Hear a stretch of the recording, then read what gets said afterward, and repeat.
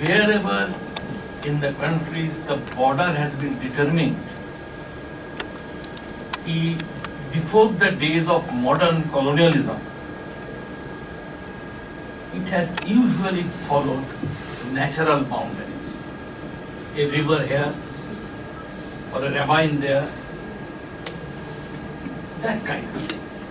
Or a ridge there, as third place. And there, even if the river is meandering, previously when there was no means of controlling the river, no large-scale dams, the relationship usually remain. Because you have to learn that meandering river and learn to live with it. And you have to learn to live with each other. Because somebody's land is lost, somebody's land is gained. And they know how to do it. But wherever modern colonialism for the first time brought to Asia and Africa particularly, but also in Latin America to a lesser extent, straight lines. In West India you will find many maps, there are straight lines. In Africa you will find straight lines. Because it was arbitrarily done, without reference to these considerations. And therefore, you are actually dividing natural entities, natural habitats, into two nation states which has priority over the habitat. And that is where conflicts invariably start. That is where conflicts invariably start.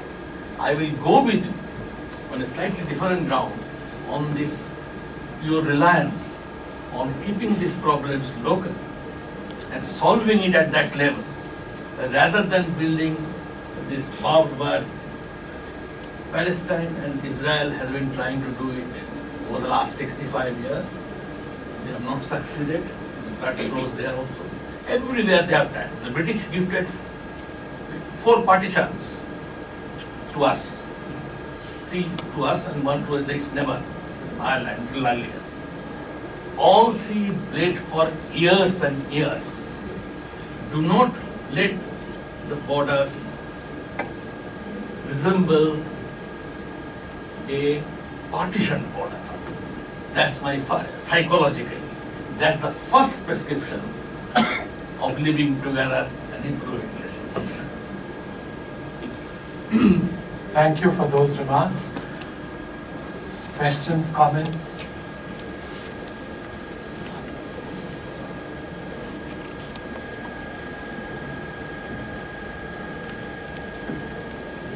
The way you refer to psychological behavior of human, so should we withdraw our borders from Pakistan or Bangladesh or China like that?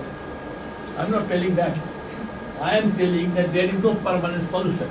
If after 65 years, 2 small countries like Israel and Jordan, or Arabs generally, Palestinian, Israel and Palestine, could solve it, it is unlikely that we can solve it with thousands of miles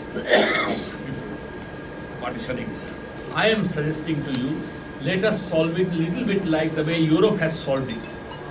They also had border wars. They had also strict borders for nearly 250 years. 1648, the Westphalian Treaty was signed. Till 1990s, Europe had that kind of hard borders. It didn't solve the problems.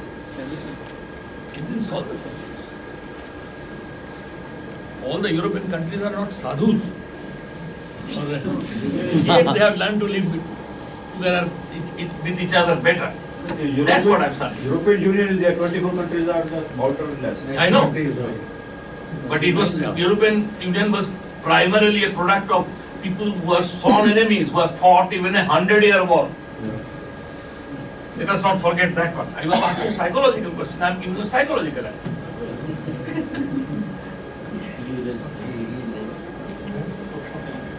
I am Yuvraj Pokhrial and I am teaching in South Asian University around my SAR countries, and I am teaching biotechnology. I am not actually a social science person to comment on it, but I want to say this is border problem is can be solved easily in between Nepal and India. Whatever we have the conflict over there, and actually that both of the authority and especially political will is not working here, and because they want to make it the political agenda everywhere. And either in India, sometime I saw that in TV, Indian TV, नबी लोग ने इतना encourage किया है, that kind of provocation here also, not only in Nepal, but Nepal is more than India, I saw, but in border area there is no problem. But my focus is that I was traveling here, from here to Nepal, because my hometown is in Mid-Western regions, and that is quite near from here by bus, and so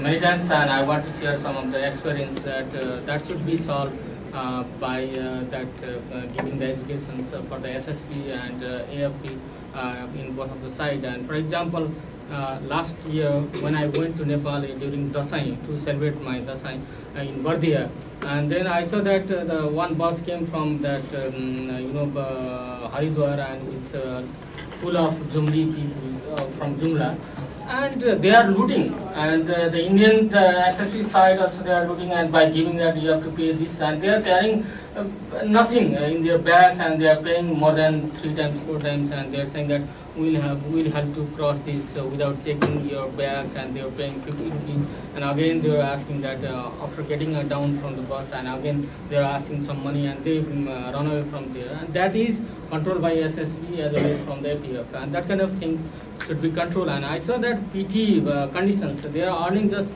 2,000, 3,000 INR by doing that labor work here, and very that hard work here, but they cannot bring this money to Nepal. And some from Nepal side also, in Nepal also there are many people who are selling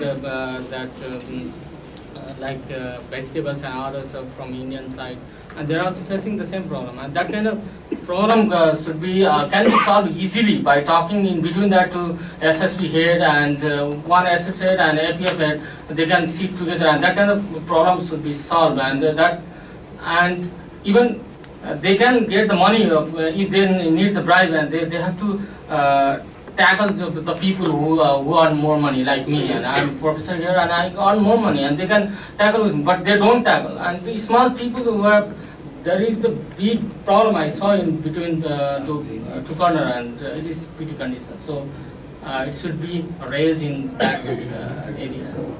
This is really a genuine problem. On the Western Nepal side, in fact, the problem is acute, because in relative terms of development, the far western Sudur Paschim in Nepal is the really backward part of Nepal, and there is a huge outward migration from there. In fact, when Prime Minister Bhattarai visited the industrial center in near Haridwar, it's just 5 kilometers from Har Ki Pauri, and the largest motorcycle factory in the world of Hero, not Hero Honda anymore, Hero Motors, is there. And so we took him there, and they can employ, they have to employ 85% Uttarakhandis, but the 15% foreigners that or outsiders that they can employ are not from Haryana, UP or Bihar. 100% of the 15% came from Nepal. And the problem there can be resolved in 2 ways. We have had, incidentally, security crackdowns there. And several times the police chiefs, it's a very lucrative post. Several times the UP police, the Uttarakhand police, sorry, and the SSP people have been changed there after inspection. But we really have to solve this problem by allowing Indian buses to come right up to Mahendranagar and vice versa. And this bridge crossing which you referred to is a 1920 built girder bridge which is 12 feet wide. And it's actually, it shakes if you have a big vehicle going over it. We have to replace it with a bridge over Mahakali. And we have now agreed bilaterally that India will contribute to building one. And that is how, by these 2 ways, by building a bridge over Mahakali and by a motor vehicles agreement which allows free commuting of transit buses that can transit right up to from Delhi to Kathmandu. Actually, the distance between Delhi and the western Nepal border is far less, both in travel time and kilometerage, than the distance of that border from Kathmandu. Sorry, any other question? Sorry, please. You go first. I'm Manoj Sinal. I'm from far western part of Nepal, and I do stay in Baitadi also, which is just in border of Pithoragarh, and also in Mahendranagar also, which is in border of Banwasa. So I disagree with Mr. Professor Baral that migration of Nepalese is only from far western and mid-western part of Nepal, because when we go through those data and we ask them the citizenship of which district they belong to, as being a local person of Mahendranagar, whenever I do travel from this Banwasa, they do ask me, are you from Mahendranagar? Then if I say yes, and locally they know also us, that who is from Banwasa or who is from Mahendranagar and who is from Kalikot or beyond that area. If someone is local, those SSB people never even ask that what you are carrying on your bag. But they know that these are local people and we have to make good relations with them.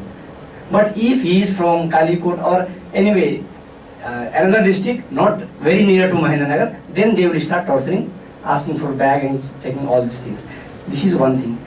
And about the migration and these things, whenever we see the data of these women being trafficked for trafficking and these things, when we ask the most of the, as I knew, this human trafficking is from Bagmati, that's nearby Kathmandu districts, Sindhupalchok, Nuwakot, Kabre Palanchok, and no one is being used for this trafficking reasons from border district at least, because they are, one thing is that they are familiar with that local how they will be whether they are being trafficked or not, where they are going. If someone, one lady from Rasova is asked that you are going to Delhi for job, then where she will be after leaving Kathmandu, where she will reach, whether it's Birganj or it's Bhairava or it's Nepalganj or Mahendranagar, she will only see that, okay, it's whether people are speaking Nepali or not. If someone say, when she reaches Khatima and see someone, it's Bareilly, then she will have to convince on that. So bordering, that people of border, they are a bit aware of those realities. And another thing that on the issues of this Indo-Nepal conflicts, I think I will give two examples. Once I was in Pithoragarh town, and most of Nepalis, and Mr. Our Prasad sir also said that in Uttarakhand and Haridwar, 85% were for Indians, and in fact, and 15% were for Nepalis. It was for foreigners. But I found in Uttarakhand, people who used to, who migrate from this Karnali and Bajura, Bajang districts of far western, they are working as coolie most. So whenever there is an identification that a person who is wearing Nepali cap, especially this black one, he is a symbol of a coolie. So once our professor in Baitadi district, he went to Pithoragarh, and with Nepali cap he was not familiar with Hindi, so he started speaking with in English. Then some shopkeepers commented, "Oh, Dotial aaya English mein baat karne wala." So it was very surprising matter for them that one person wearing a Nepali cap can also speak English. So this feeling, and same is with, I will give another example of Mahendranagar. If some Tharu person of Nepal pulls rickshaw on Mahendranagar town, then they will also surprise, okay, if someone is pulling rickshaw, he must be from Pilibhit or Bareilly or nearby those small kasbas of India. So these feelings has to be changed. So that level of people has to be improved, or that the concept has to be changed on the people. They will make. Okay, thank you.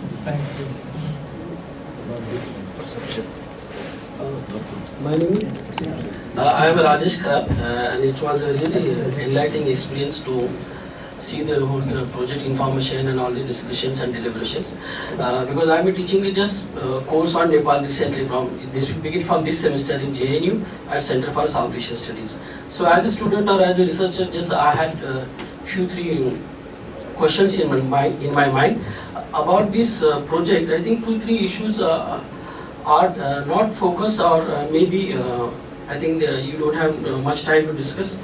First thing is the issue of borderland communities between India and Nepal. Their socio-economic background, their cultural background, religious background, their political activities. Okay, along with this, you can extend this thread up to their loyalties also, because the issue of double citizenship is also going to be one of the important issue between India and Nepal border. Okay, so those issues, I think somewhere we should address that. Lastly, the question about the economic disparities. You can see the economic disparities in the border areas, in the mainland areas of Nepal. For example, I was on field trip because JNU has given me money to just go and see the Nepal before teaching any course. And I went to Kapilvastu and I see there is not a single normal hotel where you can have a cup of tea. And such an important place, Kapilvastu or Lumbini. And after I think 3-4 kilometers away from the Kapilvastu, you can get one juggi kind of, and that is also run by one Muslim community family, and they were selling the Nepali chai, that was only black tea. Okay, so this kind of disparity, it really makes me like to observe why this kind of disparity is there when you come from Kathmandu towards the borderland side. And this, I think, issue either Nepali government or the policy makers or the researchers like Professor Baral sir should address. Thank you. So we will take the last two as comments, and there were some questions which Professor Baral will answer. We'll take 1 or 2 more questions and then Professor Baral can have a go. If there are no questions, would you like to say?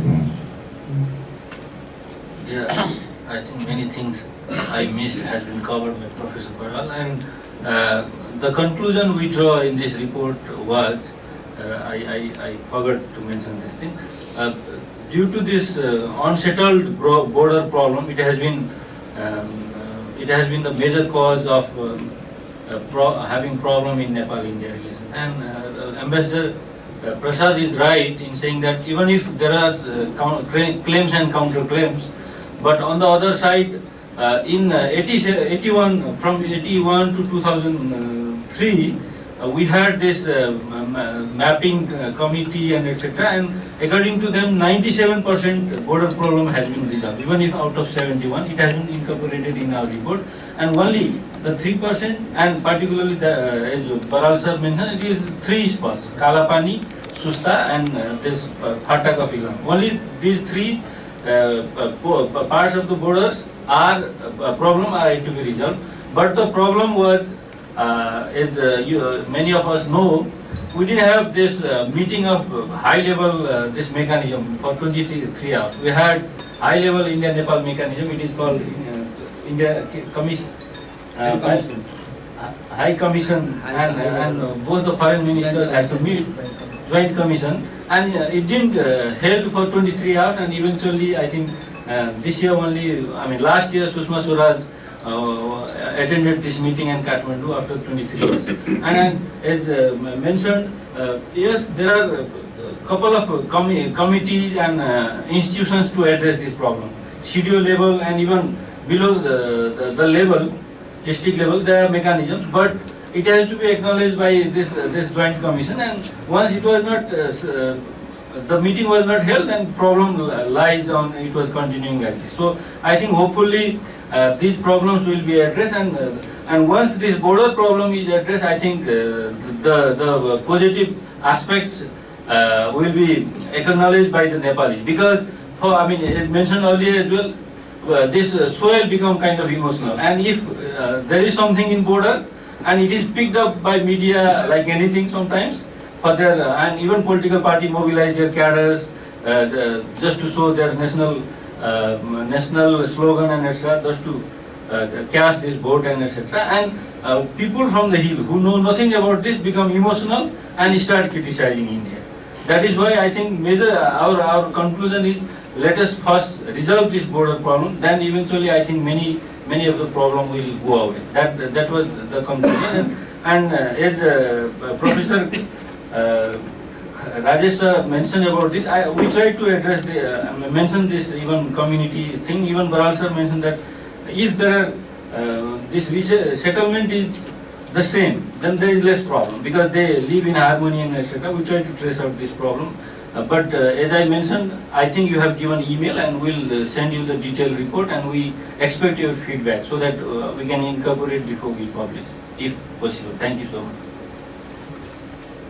Okay, I have nothing to say much because he just misunderstood me. I was trying to, because I come from eastern part of Nepal. As compared to eastern part of Nepal, that means Nilam, Kalkutta, Japa, Morung, that side, because I could see streams of Nepalese going to India for as seasonal laborers in the past, but now that situation does not, you cannot see those people crossing the border that way. Of course, there can be many other smugglers doing other kind of jobs, but not the people going for jobs in Assam, Meghalaya, Nagaland, that side. Because of that local conditions also, they don't, that area of India do not encourage foreigners or outsiders to come there, and work as laborers. That is how only the western and far western regions is much more open that way. So for the migration part is concerned, I am only referring to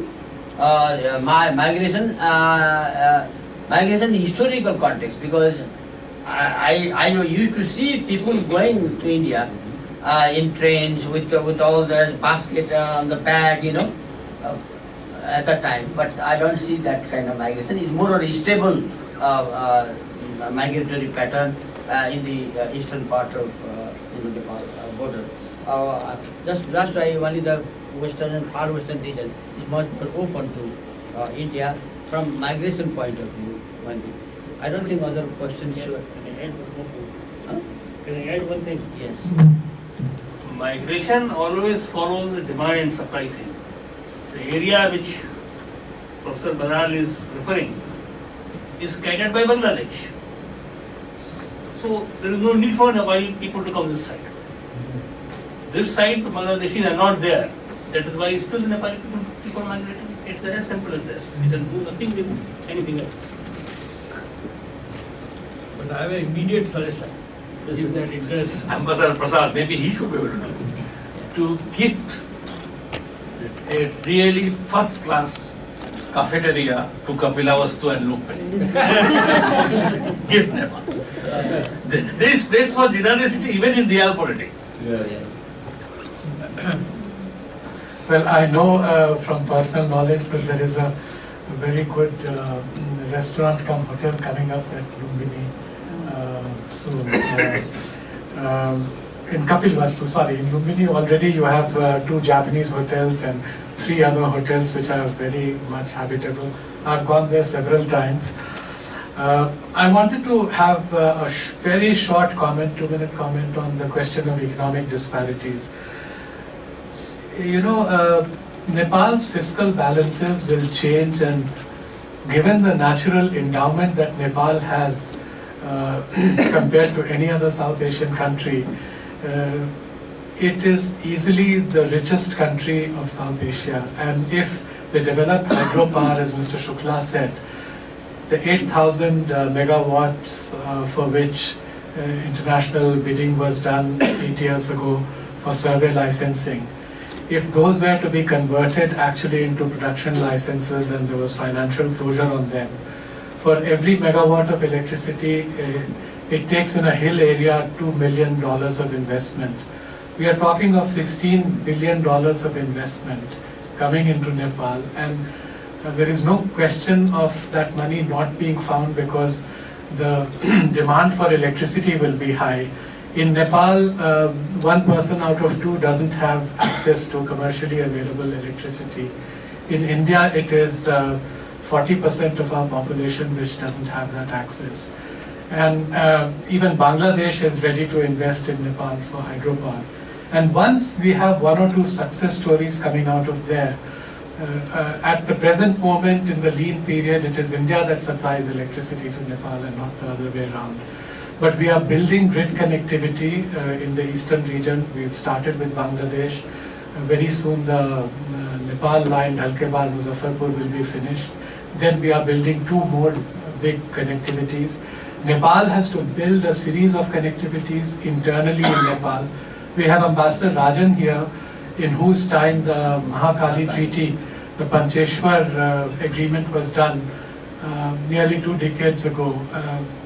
And that entails single, 2 into 2,800 megawatts each, 5,600 megawatts on one single project. It might see the light of day in 15 years from now, maybe. But there are huge plans that can be activated. And Nepal, incidentally, besides the economic disparity question being addressed immediately, will no longer be a landlocked country, because once Nepal moves from run-of-the-river projects to storage dam projects, even if they do a couple of them, Pancheshwar won't help them in this, but if there was a Kosi High Dam and navigability in Kosi, it could connect to India's river waterway number 1, which is from the Bay of Bengal up to Garhmukteshwar. We are developing it. And already that, what happened in British times is happening there now. We are bringing coal from there up to the thermal power stations which are being set up along the Ganges. And Nepal could, with one navigable connectivity into the Ganges flowing south, would have free access to the Bay of Bengal, thereby not being a landlocked country anymore. So there are huge potential that lies ahead, which is something I've taken you far away from the border when I'm talking about this. But there is a great future for India-Nepal relationship, and in the meantime, we have to try and sit and resolve and ameliorate the problems of the people on the border. And those who ask for the fencing of the border or building walls on the border, they either belong to the builders' lobby or they are against India-Nepal relationship. I thank you. Is there a tea break now or after the book release? Tea break, then we'll come back. So there is a tea break and then there is a book release function immediately thereafter. This program is over. I was, before we disperse, for